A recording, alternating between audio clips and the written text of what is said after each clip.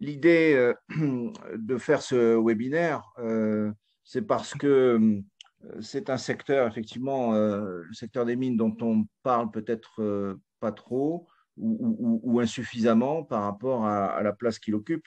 Et parmi les secteurs, donc, évidemment, qui concernent et impliquent à la fois l'Europe et l'Afrique, il y a bien ce secteur des mines.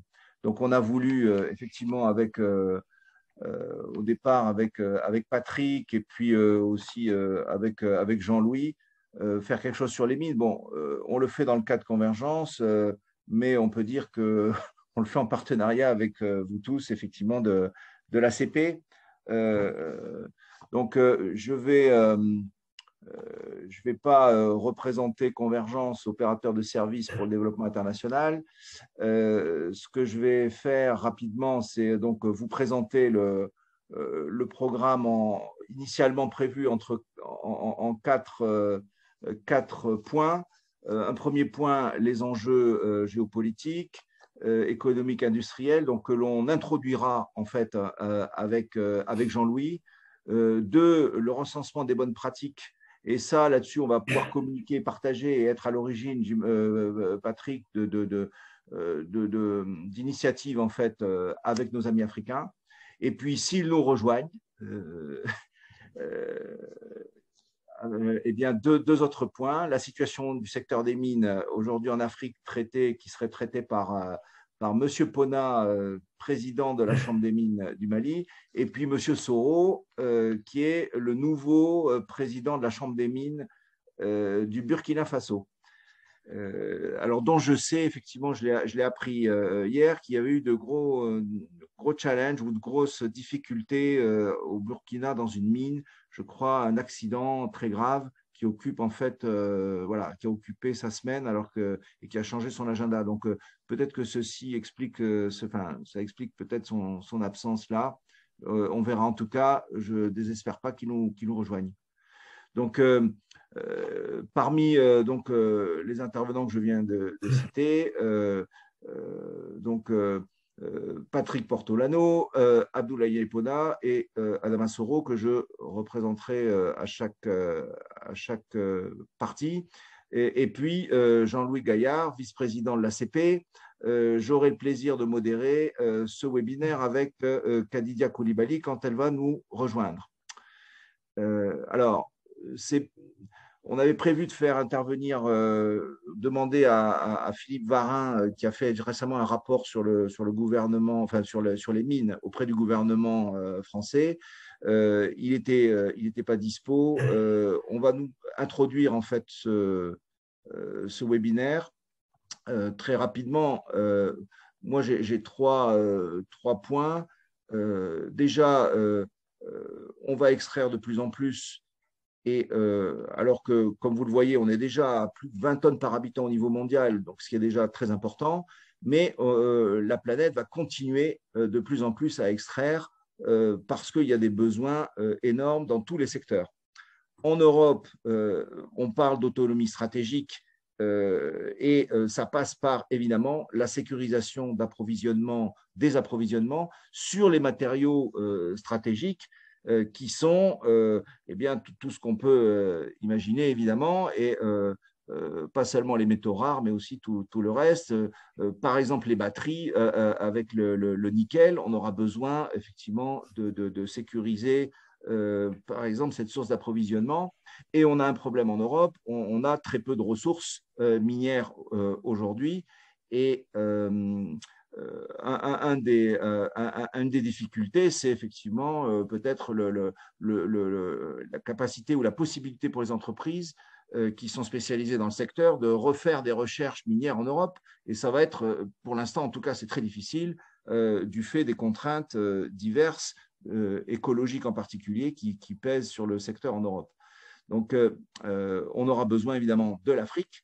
En Afrique, le secteur est déjà pourvoyeur de ressources très importantes, évidemment, avec un fort potentiel de croissance. C'est un secteur qui est très fortement contributeur à la richesse des États. On parle aujourd'hui pour des pays comme par exemple le Ghana, 6% du PNB qui est représenté par le secteur, ce qui est quand même majeur.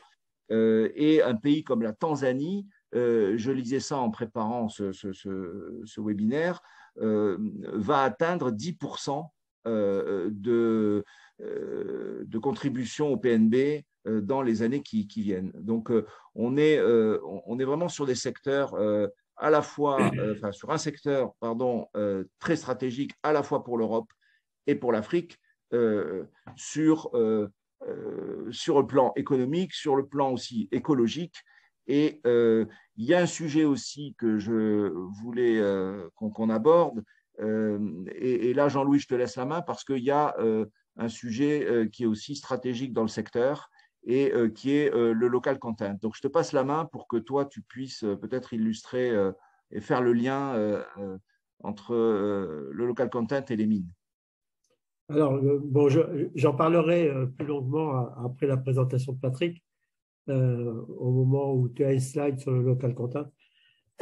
Mais le sujet il est bien connu. En Afrique, on en a déjà parlé à de multiples entreprises. Les pays sont confrontés à une désindustrialisation précoce. Donc, ils ont raté les opportunités d'industrialisation. Avec le pétrole, il s'est présenté des opportunités qu'ils ont plus ou moins saisies. Et je prendrai l'exemple du Congo, le projet Moho Nord avec Total, où il a été fait des investissements majeurs en s'appuyant sur 400 entreprises locales et sur 4 gares de construction. Et qu'est-ce qui reste aujourd'hui? Alors certes, en 2013, au moment où le groupe ACP à Pointe-Noire s'est construit, pour ça justement, en partenariat avec Total Congo, puisqu'il y avait des personnes de Total Congo qui faisaient partie de l'équipe, on visait les projets miniers qui étaient annoncés à très court terme, y compris le projet de Sinkula, qui maintenant redémarre presque 10 ans après, ou 10 ans après. Ils ont été suspendus en raison de la chute du cours de la potasse et sans doute pour d'autres raisons. Donc, on a raté sur le Congo la possibilité de pérenniser les investissements à la fois sur les structures, les gardes et le développement des entreprises et sur les compétences, puisqu'il y a eu jusqu'à 2000 emplois qui ont été créés pendant la phase de construction. Bon, c'est un petit peu ce qu'on voudrait éviter maintenant, même si c'est ambitieux. En tout cas, c'est la feuille de route que l'on souhaite avoir en apportant l'expertise de l'activité pétrolière, y compris la nôtre, dans l'analyse du contenu local et toutes les démarches préliminaires d'identification des compétences et de développement des compétences, telles qu'on le travaille avec Jean-Pierre depuis 3 ans et qu'on a présenté en particulier au séminaire au Sénégal, à Petrogaz. Voilà, c'est ça que je voulais dire sur le sujet. Merci Jean-Louis pour cette introduction. Donc, ce que je voudrais vous proposer maintenant, c'est de passer à la première partie en fait, de ce webinaire sur les bonnes pratiques internationales pour développer le secteur minier en Afrique.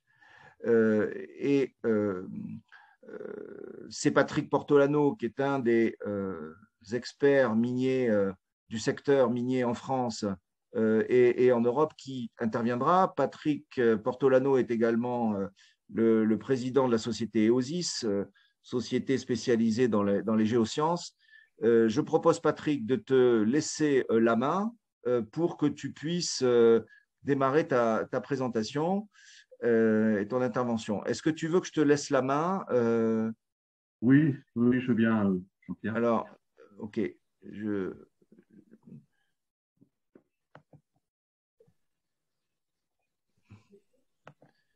Il faut que j'arrête, moi, la présentation, le partage de mon côté. Et puis là, toi, maintenant, tu peux partager. D'accord. Je pense que c'est ça. Monsieur Otukoya nous a rejoint. Bonjour, monsieur Otukoya. Bonjour, messieurs. Merci. Et puis, j'ai bien fait de me connecter à cette heure-ci parce que je pensais que c'était 11 heures. 11 heures, c'est-à-dire 11 heures chez nous en Afrique. Ah oui, non, c'est 11 heures Paris, évidemment. 11 heures oui. Paris, j'ai pas vu la précision. Voilà. C'est vrai. Bah, écoutez, bienvenue à vous. Merci. Voilà. Vous voyez bien mon écran? Absolument, on voit très bien. Voilà. Donc, juste pour compléter ta présentation, Cleosis, effectivement, c'est une société que j'ai créée il y a 30 ans en géosciences et on est intervenu dans beaucoup de projets pétroliers, miniers en termes de reconnaissance et d'évaluation de ressources. J'ai également créé en 2006 une junior d'exploration minière au Mexique, dans laquelle on a fait des découvertes de gisements d'or, d'argent et de cuivre sur un permis de 3000 km². Donc, ce qui m'amène toujours d'ailleurs à bien connaître le milieu du financement euh, de l'exploration minière. Voilà. Là, oui, il faut que tu avances sur les slides parce que OK. Alors, on va parler maintenant du rapport Varin. Alors, c'est un rapport assez mystérieux puisqu'il n'est pas accessible au public. On n'en connaît que sa note de présentation, donc qui a été reprise par la presse, et qui repose sur plusieurs hypothèses. La première, c'est que le monde d'après sera sans carbone mais riche en métaux. C'est quelque chose sur lequel j'aimerais revenir en cours de présentation parce que, je veux dire, c'est un principe qu'on entend beaucoup dans les médias actuellement, mais qui, à mon avis, est pas du tout acquis d'avance. Alors, dans ce scénario, la moitié des véhicules seront électriques en 2030, la demande au cuivre aura doublé, la consommation de nickel aura été multipliée par 3, celle de lithium par 4, etc., dans quelques années seulement.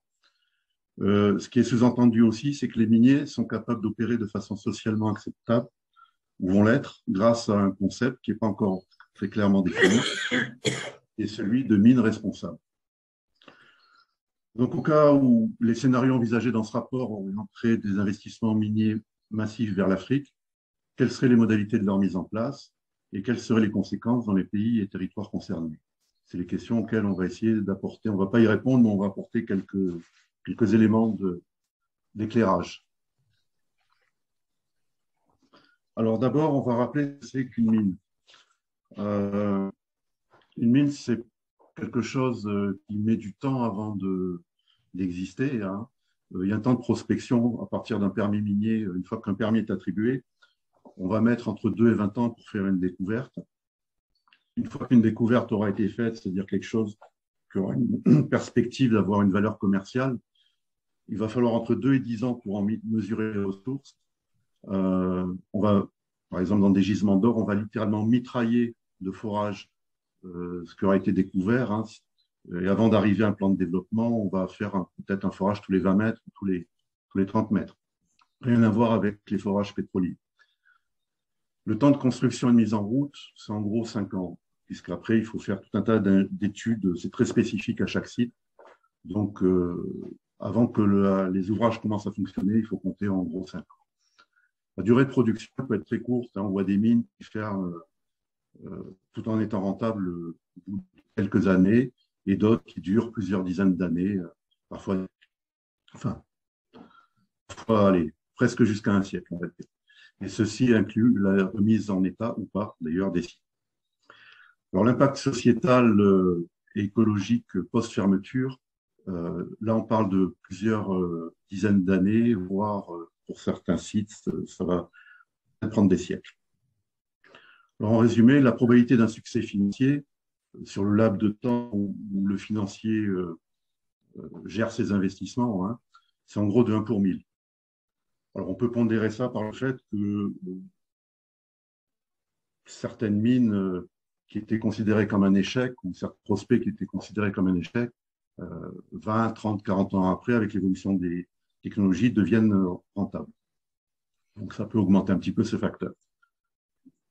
Et comme corollaire, les projets qui réussissent doivent être suffisamment rentables pour payer largement les échecs des autres projets et surtout limiter les risques. Ce qu'on va le voir, ça reste une opération qui est très risquée.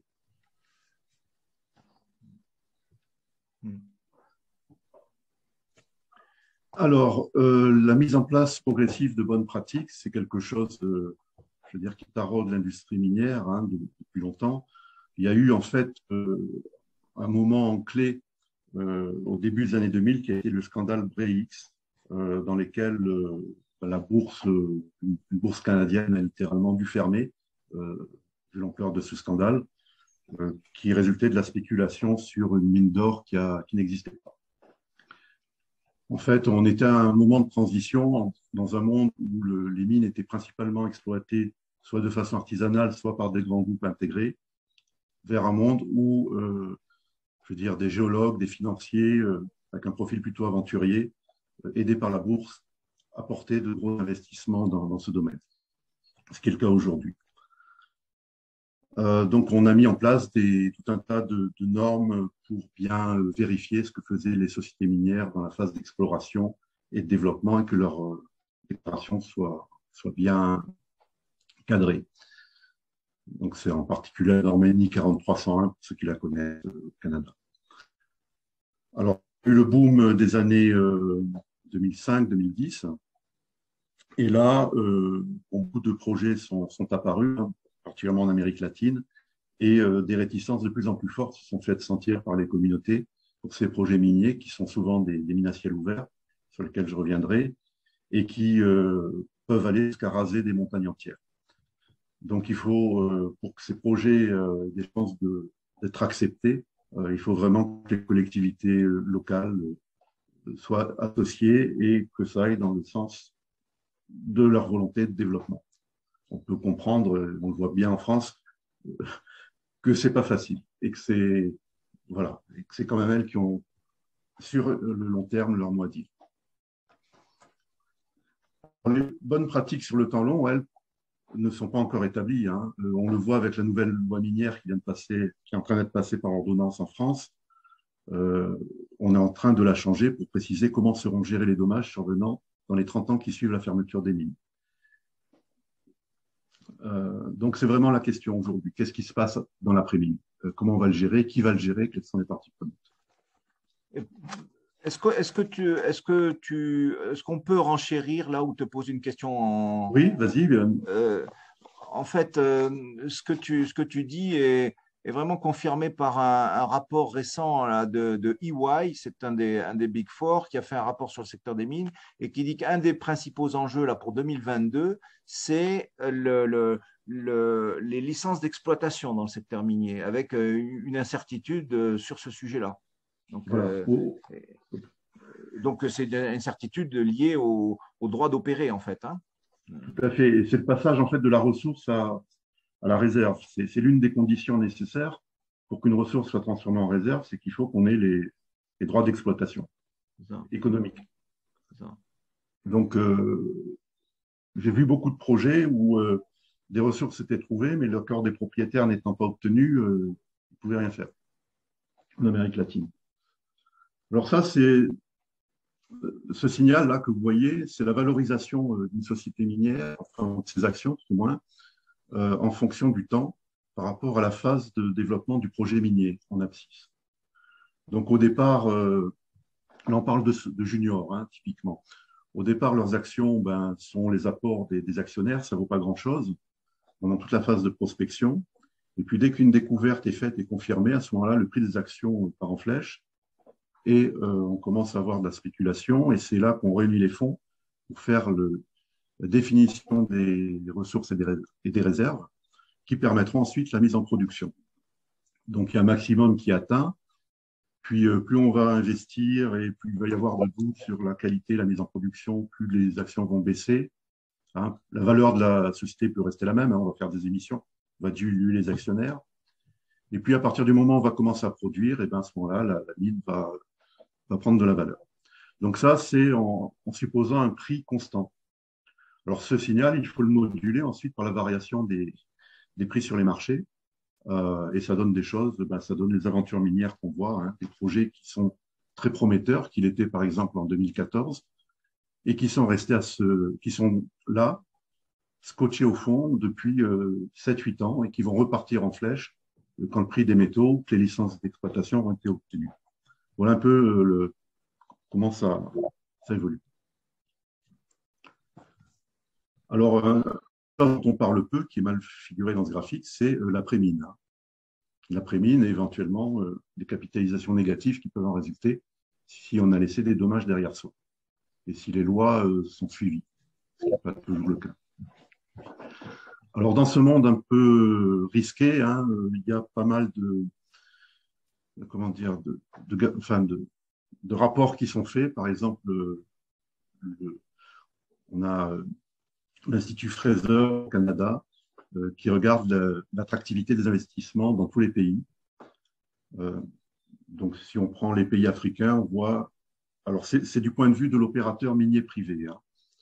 On voit que le Maroc, le Ghana, la Guinée, ça c'est curieux, mais ça fait partie, le Sénégal, ça fait partie des pays qui sont les mieux notés pour les investisseurs privés. À l'inverse, des pays importants, comme la République démocratique du Congo, le Mali, l'Afrique du Sud, eux sont en queue de liste. Alors, ce que j'ai oublié de vous dire quand même, au départ, c'était l'importance de l'Afrique au niveau minier, caractéristique que des pays comme l'Afrique du Sud ou le Mali, qui sont des pays dans lesquels il y a des réserves d'or importantes, soient relativement mal notés par les compagnies minières. Un autre indicateur, c'est le EITI, c'est un organisme norvégien qui reçoit le support de nombreux pays, d'institutions internationales et de compagnies privées quant à la transparence et l'accessibilité des données financières et économiques sur les opérations minières dans les pays. Donc pratiquement, énormément de pays y sont. Donc si vous voulez investir quelque part, regardez ces rapports, c'est extrêmement instructif. On en a vu un sur le Mali, je crois, qui faisait plus de 600 000 pages récemment. Alors, je reviens sur ce que dit le rapport Varin, que le futur sera celui des métaux. Ce n'est pas si sûr et la raison profonde tient à cela. Voilà l'évolution de la teneur en cuivre, en rouge, son évolution entre 1900 et 2020. Donc, au début du XXe siècle, on exploitait des gisements à plus de 2% de teneur en souterrain. Vous voyez le minerai, hein, on avait qu'à le choisir et l'amener à la fonderie. Aujourd'hui, on produit à 0,5% en moyenne dans le monde. C'est-à-dire qu'il y a des gisements qui produisent à moins, voire 0,4% même. 0,4%, donc vous voyez, on va se rendre compte un peu plus loin de ce que ça implique en termes de volume, et c'est quelque chose de colossal. Et là, on parle du cuivre. L'or, on est en ppm. ppm, c'est 0,001%. Vous voyez, donc c'est encore pire. Alors, le premier impact négatif, on le voit sur l'énergie qu'il faut par rapport à la teneur. C'est issu de Systex. Systex, c'est une organisation française qui regarde l'après-mine, dont je vais reproduire plusieurs figures. Et on voit que il y a un véritable mur. Hein.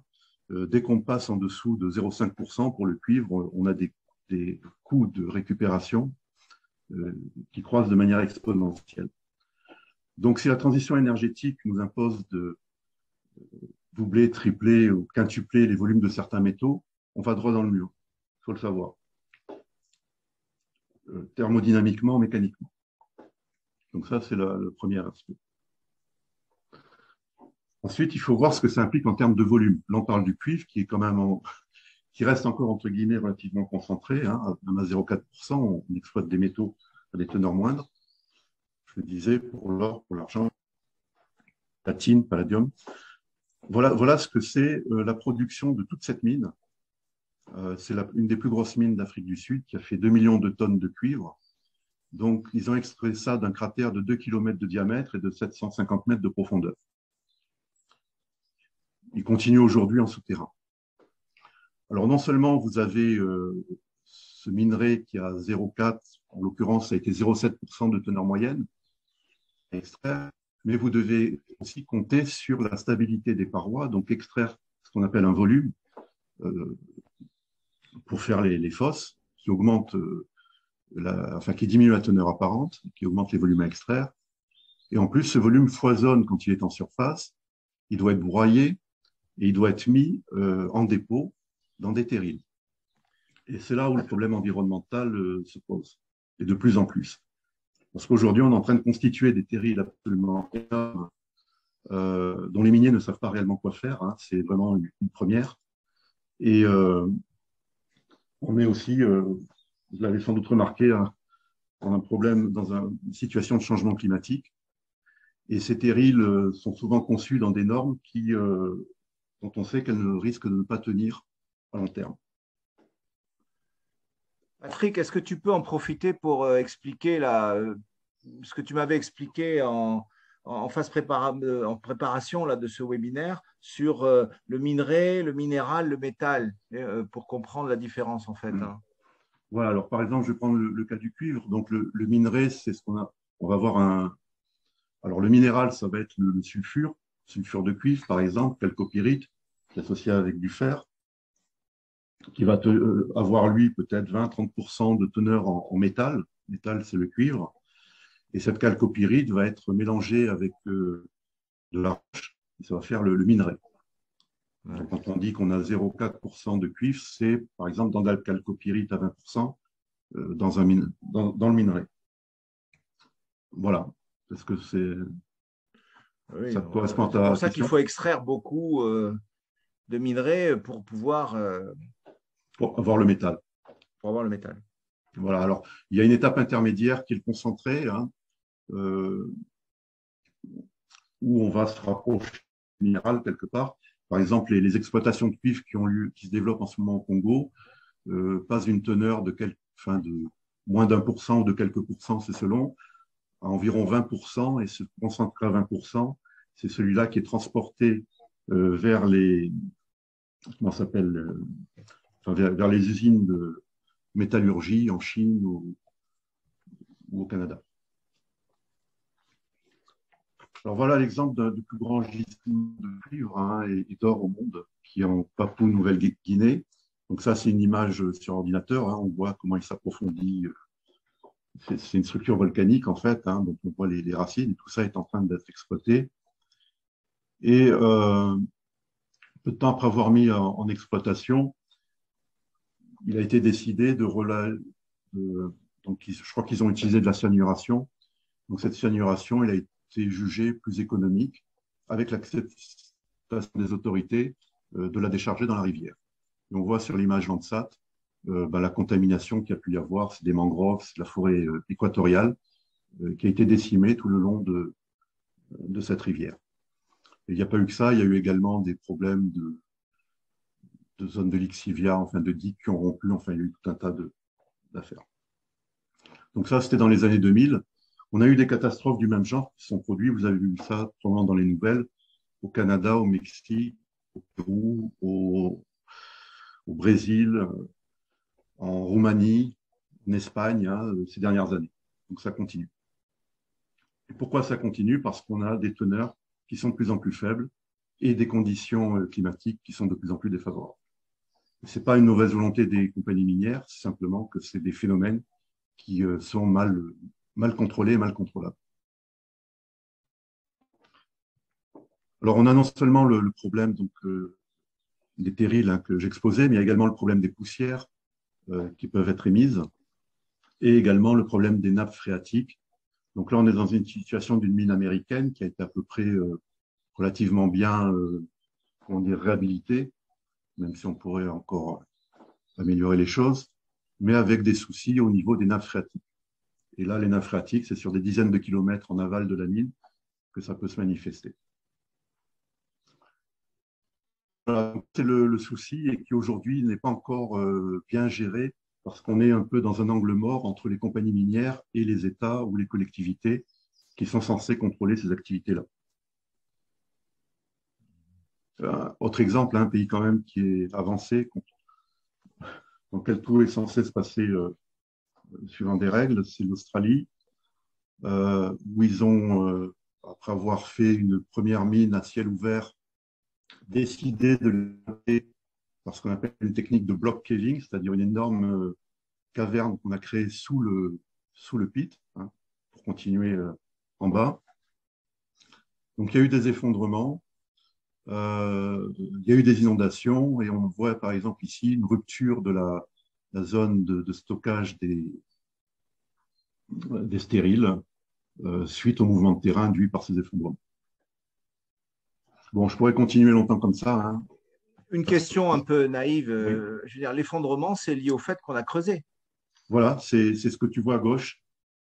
Et on a beau faire des calculs géomécaniques précis, on est quand même tenté par aller jusque là où c'est pas permis.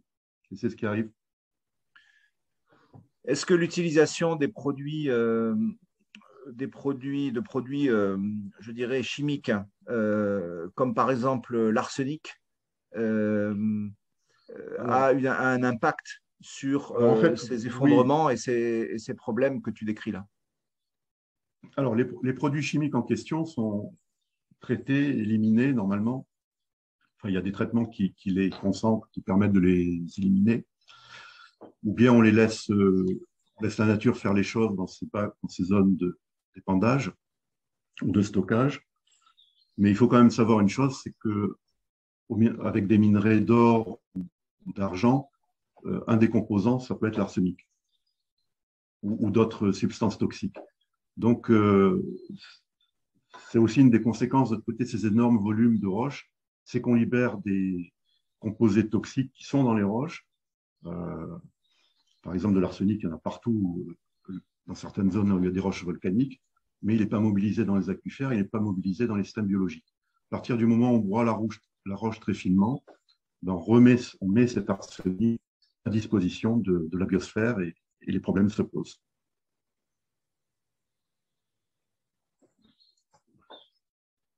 Voilà, donc ça, c'est ce qui, un petit peu les préoccupations qu'on peut avoir autour des exploitations à ciel ouvert.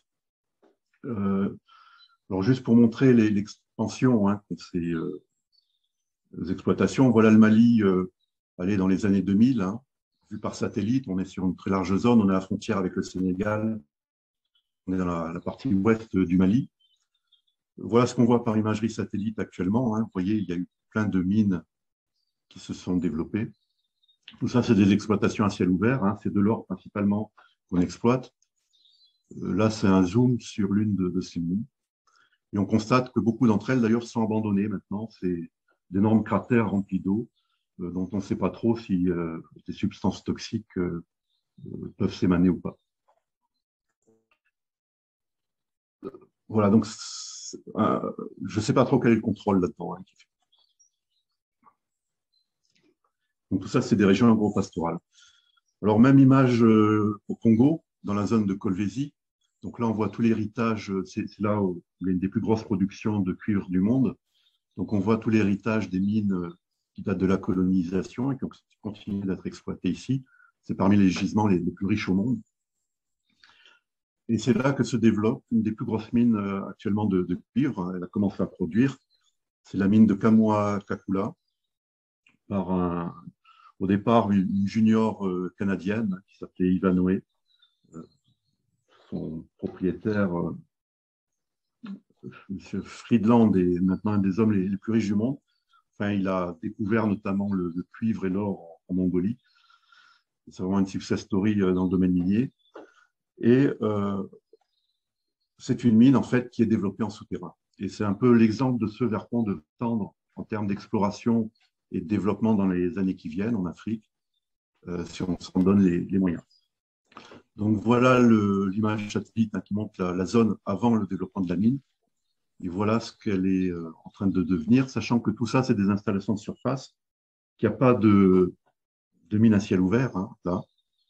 Il y a quelques terrils, mais l'essentiel du matériau est injecté en souterrain. Et cette mine, en fait, a des ressources qui sont en teneur de plusieurs pourcents de cuivre. On voit ici la zone que je montrais en photo tout à l'heure. On voit l'extension en souterrain. On est à quelques centaines de mètres de profondeur, hein, il y a quelques pourcents de cuivre. Donc, vous voyez, là, on va avoir un impact qui n'a rien à voir avec les mines à ciel ouvert qu'on voyait autrement. Donc là, c'est un message fait auprès de l'industrie. C'est que si on se donne des moyens de prospection qui sont adaptés à ce genre de cible, et si on met en place des réglementations pour chercher ce genre de cible, c'est une des façons les plus efficaces de faire face à la demande en métaux qu'on voit survenir.